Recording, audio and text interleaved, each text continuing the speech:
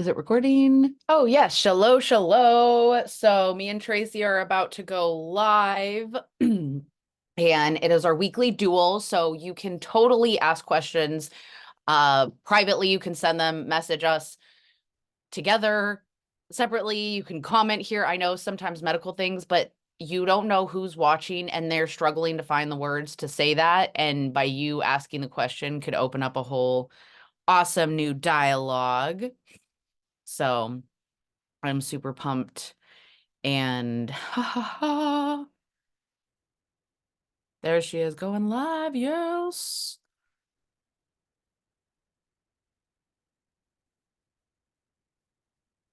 Okay, and we need to do updates. We're live. Wow. Okay, and then I add myself. Send request. Okay, let me bring in here. Okay. Should be Hey, good everybody. lighting. How y'all doing today? Yes.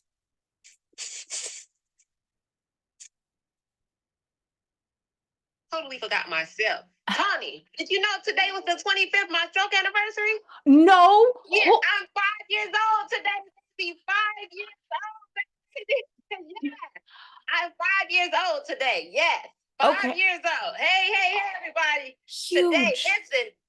And listen how much more beautiful it is. I'm in California. So the crazy thing is, look how God works. I'm in California where I had the stroke at. Okay. And today is the 25th. Crazy as hell. That it like went like that. Well, my boy on here, like I remember getting the call. Yes, my boy said you remember getting the call. Today is the day. I'm 5 years old today, y'all. 5 years old, and I'm back in doggone California. The day it happened, I'm here. Wait, in the same house. I'm in here visiting my aunt. Okay. You know, so who would have thought? And I listened how it got planned out at all. Like I didn't realize it until talking to my uncle, and I'm like, hey, you know, I'm 5 years old today. He was like, what? Today is January 25th. You're 5 in the same. I'm in the house that happened in. Dude, so 5 years old today, girl. That's so profound and such a big thing. And also the fact that like you weren't like someone. So how did you find out, or how were you reminded that it was your stroke anniversary? Because some people say they won't even go back to the place they had their stroke, and you're over here smiling, happy about it. Like, yeah, I didn't even realize I'm here. I'm in California in the house. Literally January 25th of 2019, here in this same exact house, my aunt's house in Inglewood, California. I had the doggone stroke here in her house. I just got here today, and we were talking about something, because actually my niece was born on this day, and she called to tell my mother, like to talk to my mother so we could sing happy birthday. I'm like, oh, it's Chloe's birthday. That means it's my birthday. I'm 5 years old today, y'all. 5 freaking years. So that's not even what our conversation was. But while we're here, it has. Talk about it. I am 5 years old today, taking us all the way back to January 2019, of January 25th of 2019, the day I actually had the stroke here in Inglewood, California. We called the police, and thank God I'm here today. When I say miracle child, baby, that's what they call me here in this house. I am the miracle child in this household. I am definitely the miracle child. Like, it's a blessing to be here. It's a blessing to be smiling. It's a blessing just all the way around. So listen, it's a whole celebration all the way around with even thinking about it. But the reality is not even paying attention to the fact that I was going to be here on January 25th. I literally got here today.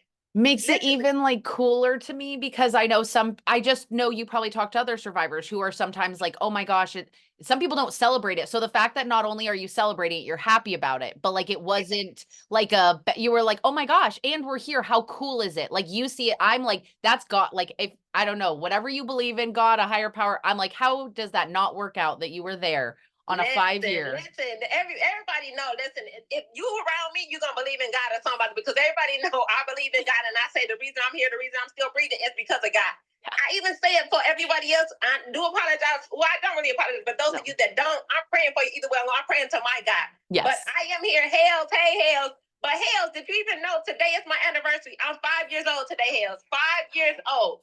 January 25th of 2019, y'all. Today is January 25th of 2024. And we here, y'all. Here. We are doing this, doing what God had us do. I'm 5 today. My girl Tawnie is like 6 months old. So we're having this epiphany of like rebirth, relife, and just loving life. It's so today's topic. Now that I'm off of my high horse right now. Yes, Jesus is the man. Yes. Y'all better say Jesus is the man. I'm off of my high horse. What we're going to talk about today. Oh yeah, listen. Everybody is saying they can't forget about today.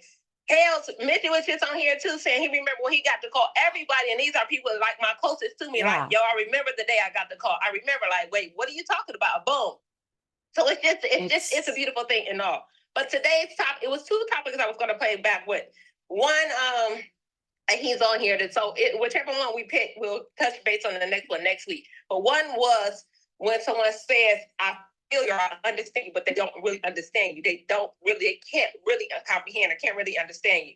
Yeah, Chinny. Listen, hell, Chinny is here. I'm sorry, y'all, I'm going all over the place. No, I like it. So we're talking about my stroke at a stroke bursary, and we should. Everyone got the call to find out I did. Helen, one of my close, I call her my unofficial godmother. She said my sister called, and Helen, Chinny is here today. Chinny here, Mommy here, Dawn here, Claudia here. We all here today. And it's even more crazy because thinking about it, after I woke up from my coma, the ones that's here today, we here right now. Oh, wow. Yeah, so that's so a powerful. whole other, like, listen, God is amazing with everything he does. So the one asked when somebody's saying they understand you, but they don't really understand you. But then another one was where I feel we could talk about both. I feel the other one was as transitioning, and she was talking about more of just fitness and getting back to her normal lifestyle. And this young lady, the survivor, she loves fitness, and she was trying to get an understanding of how was it with me with my transition of knowing that my thing kept saying, I want to get back in the gym, but the reality is my body may not have been ready. So how was that transition of me? How was her rest and recover in that sense? So we can touch base on both because, of course, I'll talk about the fitness, and then you could talk about your journey because you're now. So Tawnie is now getting into her fitness arena of getting everything. So getting back into life and understanding, like we talked about last week, how people would notice her and say, well, you look like you should be in state because of this and that. But listen, I don't look like what I've been through. So even though she looks like it, it's still a transition, even with her now, like she was saying, with her cousin or whoever she was with at the gym, they're saying, hey, girl, you should be able to do this because I'm doing it. Listen, give me a break. I went through something totally different than you did. I had 2 brain aneurysms, things like that. So it's a plethora of things that we got to put together with how we're doing things. So, okay, so we're going to actually, so I can catch your breath.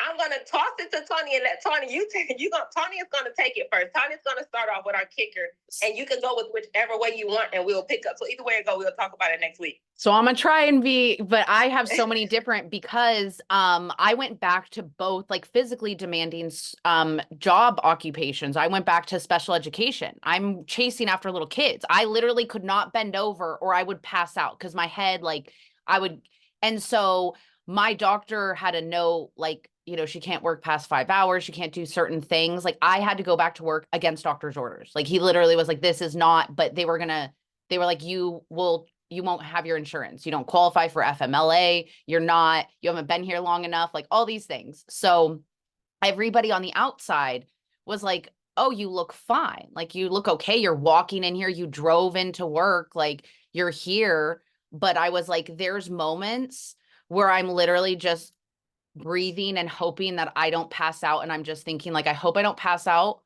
And I hope someone comes and finds us like quickly. Like, and that should not be happening. And when everybody tells you like, but you look fine. And the problem is, I feel like a lot of us, oh my gosh, sorry. I had an alarm. So I don't know if it cut out my audio. Yeah.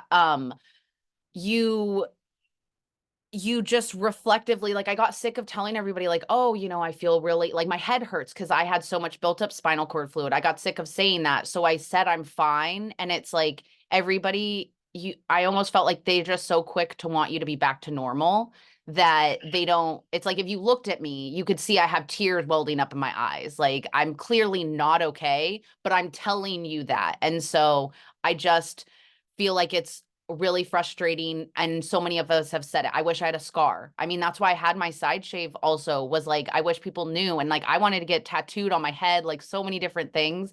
But what I've realized is how many people who don't have, like, all of us should learn to not judge a book by its cover. Like how many of us are fighting internal battles. And I heard it say, like, we are all going through a storm. Every single one of us is going through a storm, but we're not all in the same boat. We aren't. Are in yachts, some are in rowboats, some are freaking drowning, some are mermaids getting like shark fins bitten out of them. I'm going through it, but I'm going to keep swimming. I'm going to keep swimming and I'm going to keep trying. And so I think being a young survivor, that is one of the most infuriating things, but also I feel like it changes depending on who I'm talking to. I do like to educate people, and I see that they don't know what to say, because my mom's like, they don't know what to say. And I'm like, well, then just effing say that. Stop. I go, you are negating what I've been through when you're like, but you look great and you look fine. And like, also I just have the issue with like, what's normal, what's fine. So That's true. So so I want to piggyback before I forget, because you know how our brain do. So before I forget, so I want to piggyback. So what you were saying as the area you were saying, some of us don't have that. It's the deficit. Some of us don't have that visible deficit. So we all have that invisible deficit, or if you want to say invisible disability in some type of way, but we do not all have that visible disability. So in a sense, I wanted to piggyback off of that. So I understand, and I feel you when you say that's why you wore the shaved hair, and sometimes feel like you want to put a tattoo. I feel that way sometimes because of the simple fact I recognize other stroke survivors. So with me, my brain naturally kicks on to say, okay, so I'm gonna go a couple of different ways right here. So a message I was listening to, a pastor was talking about. So not everybody is bothered by everything. So trying to define how a person understands their passion a little bit. So you might see somebody, say for instance, me, I'm a health and wellness coach. If I see somebody overweight, naturally my body wants to be like, hey, let me help them. Let me talk to them about nutrition. Somebody else it may not bother them. So he was basically giving examples of like something. Two people walk in a room. One might identify this as a problem. Another one identifies it as, hey, that doesn't bother me. They're gonna go about their business. Me, when I see another stroke survivors, I identify to them, but I identify it also as a problem because I am a health coach. So everything with wellness, everything with the body. So my natural mind goes, hey, I want to help them. But their natural response is, girl, you don't know me. You don't know nothing I'm going through. You don't know. So, and it's funny to me because I know what they've been through, but I can relate to them. But on the visible eye, to them, I cannot relate to them because they're like, as we all know, I've been told so many times, you had a fake stroke because you don't look handicapped. Oh, girl, they say what I they know. say, whatever You had a say, little say. stroke. Yours wasn't bad. I love that. They say everything. So I get the people to say you had a fake stroke, or you didn't have a big stroke, or you didn't have this because you don't look like what I've been through. But you can't judge a book by its cover. So it goes back for me to say I want to approach them because I'm bothered by it, because I was there where you are. I got myself to the next level because there are things we need to learn how to do. And unfortunately, doctors and hospitals don't teach us that all the time. So me being that person of always in the health and wellness, given that God-given talent to care and figure out things. So if there's no textbook way to do something, I naturally figure out how to do it. And I've been doing that all through life. Even I can put everything in my life. I'm a chef. I'm a mixologist, all these things that I went to school for, but it was so easy, even though I went to school for it, because it was a gift that I had. I can figure stuff out. So I'm one of those people, like I figure it out. Yeah. So when it came to this situation of, hey, I'm still not quite recovering as well, or I still can't fit, my hand is still not working, I still don't have feeling in my hand. The doctors were saying, well, how did you start back cooking? How did you start back doing things in your hand and you can't feel it? I figured this shit out. So that's pretty much what it was. I figured out. So when I see these people and they're still stuck with this visible disability, their arm crunched up, their fist, or I see their walk and their hip is tight, my mind is going, hey, I know an exercise that can help them. I know something that can help them. So if I approach them, they're looking at me like, you don't know what I've been through, or you can't tell me this. But so that's that part when you said, sometimes I wish I could wear the tattoo to say, okay, for one, so two ways I feel about that. I shouldn't have to identify as that. But okay, so boom, I'm blessed because I am a survivor. I shouldn't have to identify that. But so it takes me back to say, as survivors, we have to be. So I'm a person that understands because I am a survivor. So I'm not going to approach you and say, hey, why do you limp, or why does your arm twisted? Me as a survivor, I want to approach you and say, hey, I'm a survivor as well. Can I give you my number? Can we get on a Zoom call? Can we get on a FaceTime so I can help you with some exercises? That's my approach to everybody. But initially I get slapped in the face because they're like, You normal, and I'm gonna throw their words. You normal looking girl. You normal fit looking girl. How the hell you gonna come over here and help me? So you don't think I irritate the shit? Oh, sorry, the shish out of so many people because they're like, you can't say you're depressed and all I see is you smiling all over. There's no way. Okay, this is what I'm saying. I can help you with the work, and that what I have learned though is it comes down to everybody has to be ready at their own time. And here's the most universal thing. We all feel completely different and alone, but we are not. You are not. I know, yes, you are different. You are so different and unique, and you have different experiences, different body, different brain. But at the same time, that's what unites us is how different we each are. Like we all experience life differently. The most painful thing to you is still the most painful thing that you ever went to. So it's like, I'm sure you have some of your friends who haven't had a stroke and they go, I feel bad when I complain to you because you have to deal with so much. And I said, don't you dare compare our traumas or what we've been through, because your worst thing is still your worst thing in your world. And that rocked your world.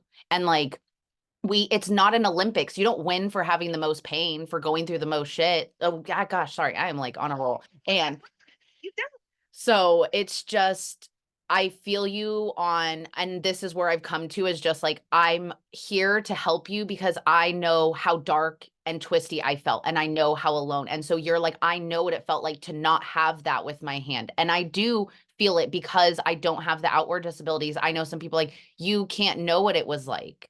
And it's like, I would rather, but maybe I don't know exactly how you felt, but maybe I went through something and I say something in a way that helps you a little bit. Aren't you willing? Has it been working for you? That's usually my response. Okay, well, doing what you've been doing is going how? Like, why not just try? Why not just listen to one thing? Why not like, I, you know, I just. No, that's real. And I'm gonna take a little bit from that.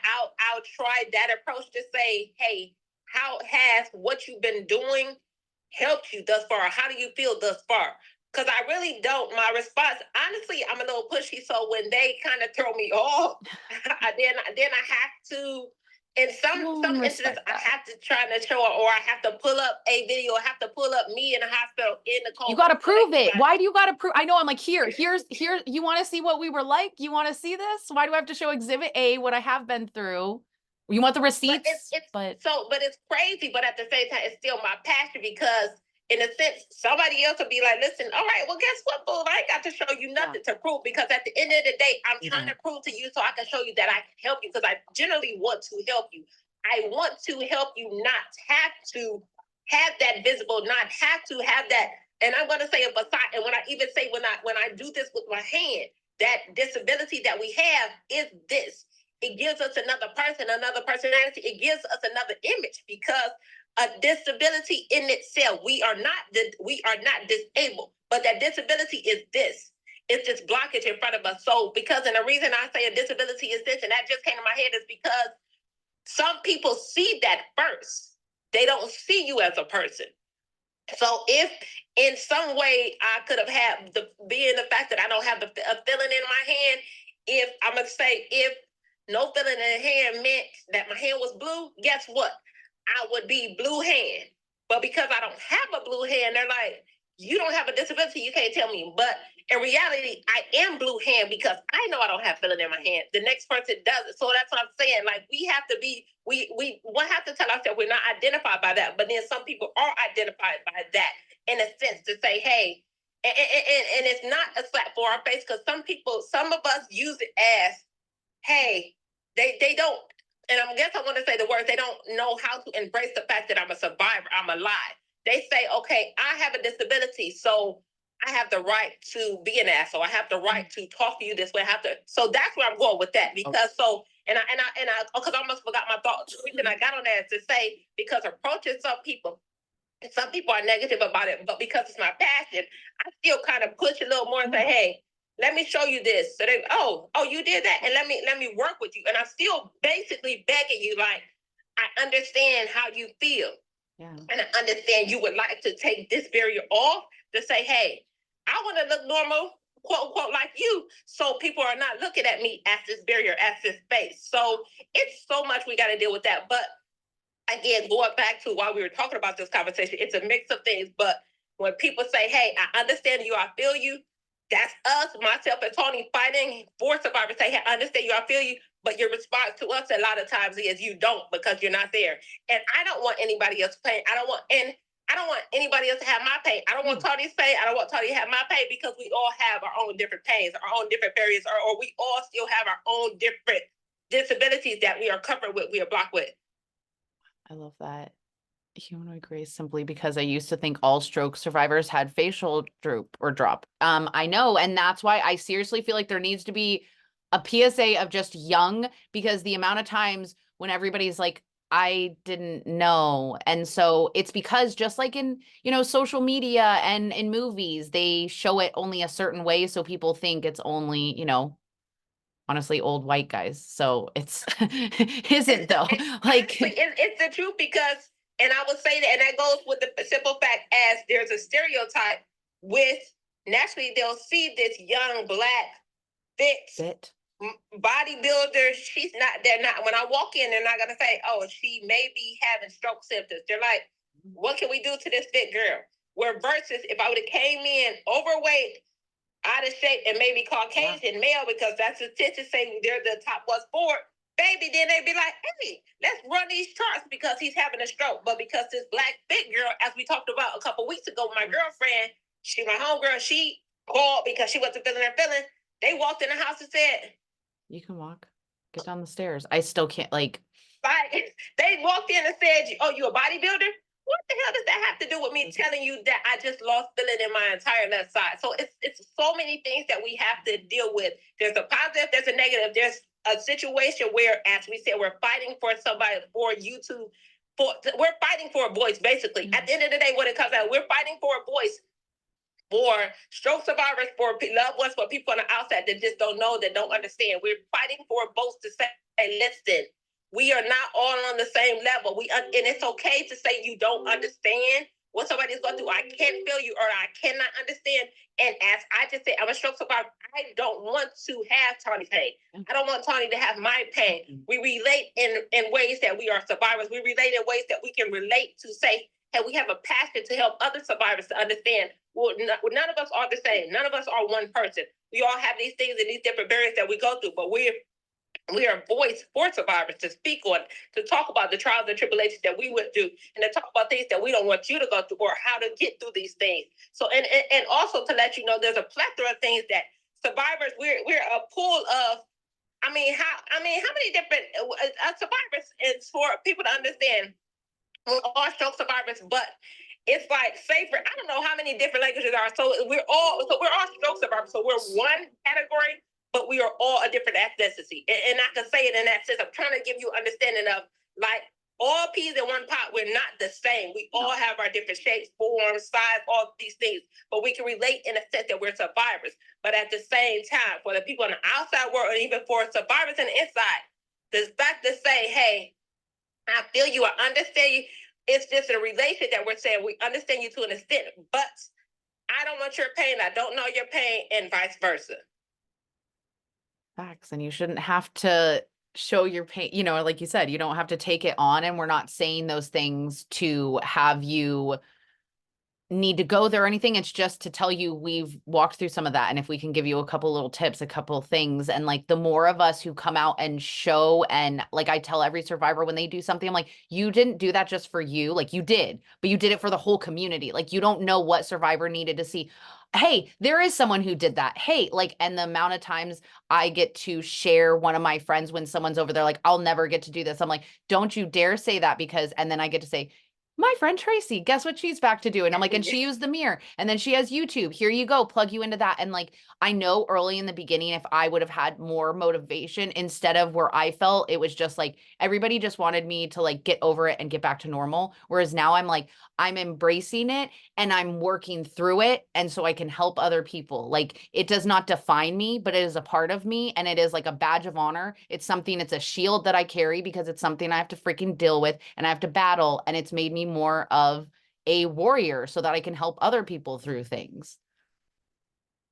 Okay, this so random. I gotta throw this out because it went from what I said when I had that thought of this. So guess what? I am now related to this left hand as a blue hand.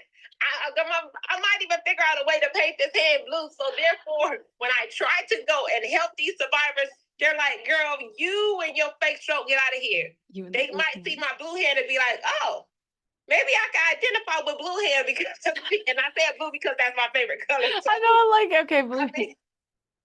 I mean that thought just came to my head. As a survivor, first of all, I'm very sporadic in matches, so that thought came to my hand. So it's a perfect visual. To Lefty as blue hand. I like it, blue hand. Blue hand may be one that can relate to other survivors in ways, so they're not looking at me like, why this girl keeps saying she can help me with her fake stroke. So I mean, it's just we go throw that out there.